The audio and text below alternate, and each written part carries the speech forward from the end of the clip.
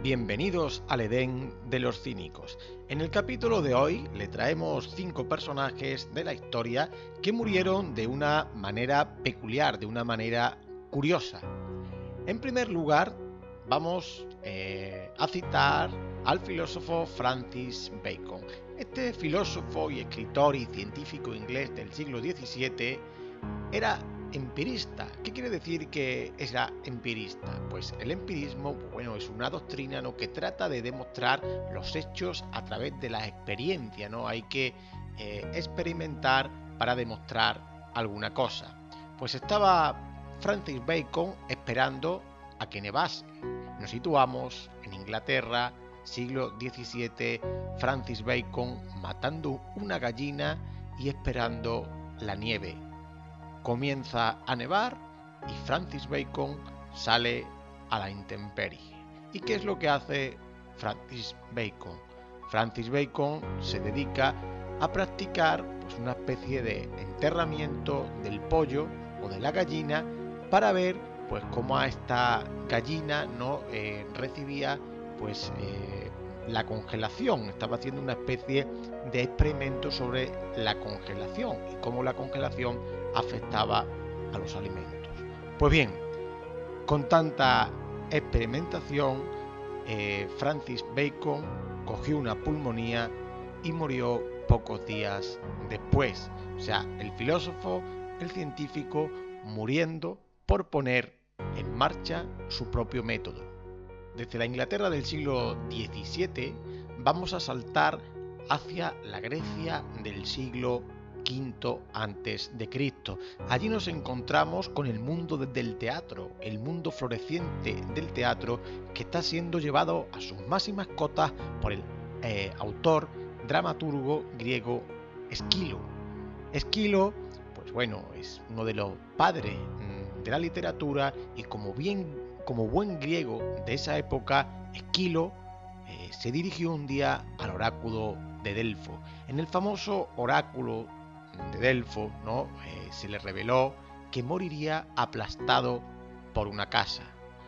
Esquilo, que sabía que el oráculo solía acertar con bastante precisión en muchos casos, evitaba entrar en casa y iba un poco con cuidado de no entrar en ningún tipo de edificio ruinoso que se le pudiese caer encima, porque, como ya hemos dicho, el oráculo había revelado que morirá aplastado por una casa.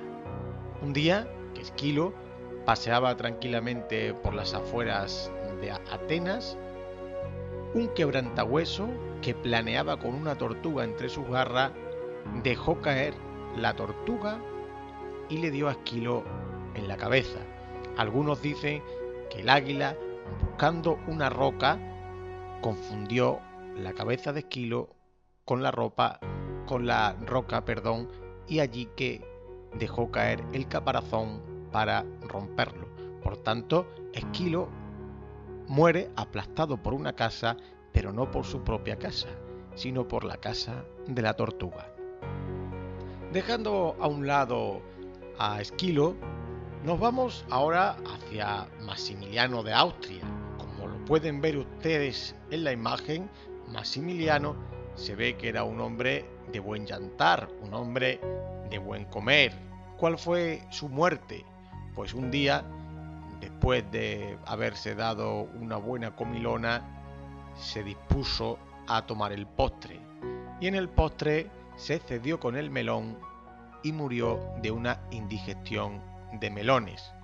Por eso hay que tomar el postre con moderación, para que no te pase como Maximiliano de Austria. Una vez dejado a Maximiliano, tenemos que volver otra vez hacia atrás, pero ahora no vamos a ir a la Grecia clásica, sino que nos vamos a adelantar 5 siglos después de esa Grecia clásica y nos situamos en Roma, la Roma del siglo I después de Cristo. Y allí nos encontramos con Plinio el Viejo, ese gran científico también que escribió la historia natural. Cosa rara, en la época de los romanos en el siglo I después de Cristo.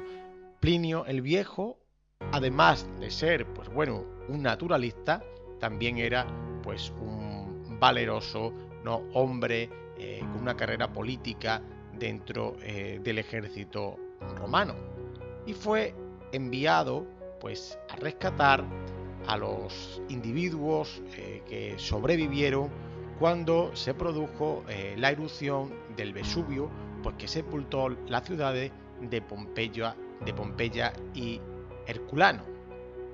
Allí que fue Plinio, realizó correctamente su actuación, salvando a las víctimas, ¿no?, que todavía quedaban, y una vez las víctimas a salvo, como buen naturalista, como buen científico, Plinio decide asomarse lo más cerca posible a donde estaba la lava, y allí que se dispone a irse hacia el volcán. Pues bien, aspirar el polvo, las nubes de polvo que salían del volcán, produjo que Plinio perdiera la vida. Vemos aquí un claro paralelismo con Francis Bacon. Dos individuos científicos quieren demostrar a través de la empiria, a través de la experimentación, qué pasa en un volcán, qué pasa en la congelación, y los dos mueren, uno por congelación y otro por la antítesis, que es por el exceso de calor del volcán. Finalmente vamos a volver a dar un salto en la historia y nos vamos a situar en el siglo XIX de los Estados Unidos. Ahora pasamos al mundo de la abogacía, y allí nos encontramos con Clement Valentine, que era un famoso político y abogado que no perdía nunca un juicio. Pertenecía también al Partido Demócrata. Pues esta vez la cosa pintaba mal para Clement Valentine, porque trataba de defender a un cliente que había, en teoría, matado a otro individuo. Y Valentine trataba de demostrarle al juez que su cliente no había matado al individuo, sino que el individuo había sacado una pistola y sin querer se había disparado.